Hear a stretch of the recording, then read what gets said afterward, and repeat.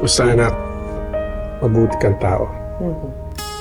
Kaya may tiwala kung tama yung gagawin mo.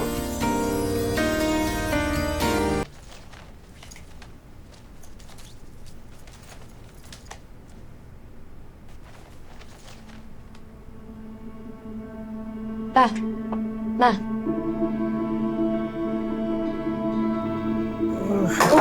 Hala, Jack! Anak! Ay!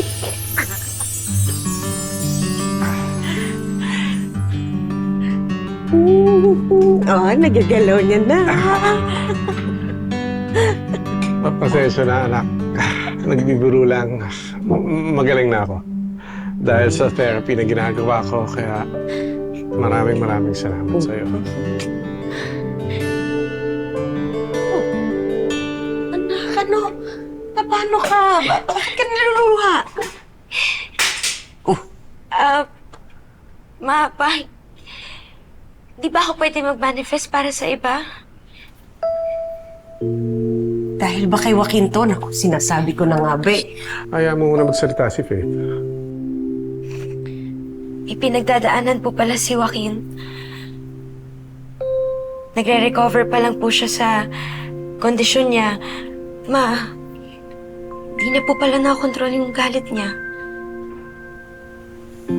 Naku, anak, nakonsensya naman ako.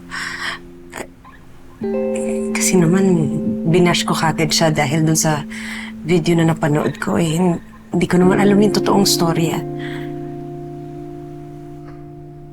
Alam mo, ang kailangan ni Joaquin ngayon, suporta. Ganun ang pagmamahal. Hindi masakit kung hindi totoo.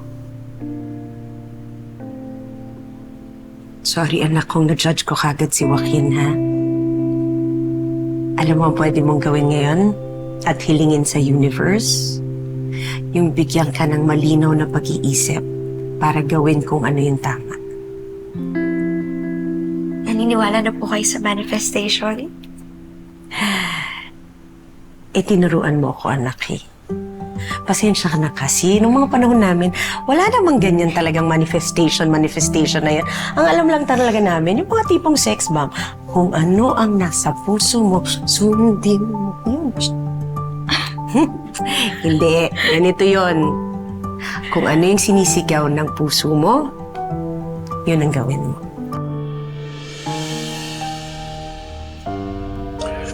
Basta anak, mabuti kang tao.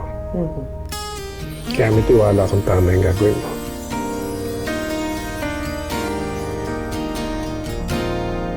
Opo, ma. Kakausapin ko po si Joaquin.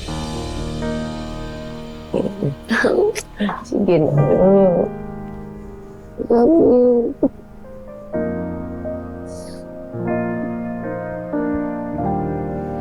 I can't pretend that I'm just a friend, 'cause I think